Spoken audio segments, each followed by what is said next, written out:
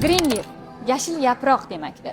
Greenleaf korporatsiyasi 1998-yilda tashkil topgan bo'lib, 28 yildan beri dunyo miqyosida mustahkam o'rnashgan hamda 40 ta strategik davlatlar bilan ittifoqdadir. Greenleaf korporatsiyasi 6 ta eng yirik davlatlar: Germaniya, Shveysariya, Italiya, Fransiya, Yaponiya hamda Xitoy bilan shartnoma imzolagandir.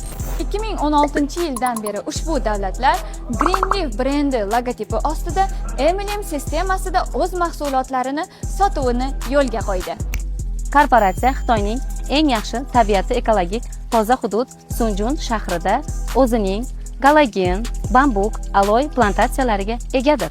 Greenleaf korporatsiyasi iste'molchilarga arzon narxlarda o'zining 8000 xildan ziyod bo'lgan mahsulotlarini tavsiya qiladi. Ulardan xo'jalik buyumlaridan tortib tilla taqinchoqlar, kiyim-kechaklar va hattoki elektr mashinalari ham mavjuddir.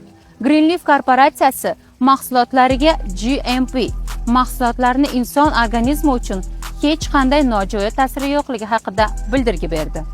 ISO mahsulotlarini sifat va brendlik darajasigacha kafolat berdi.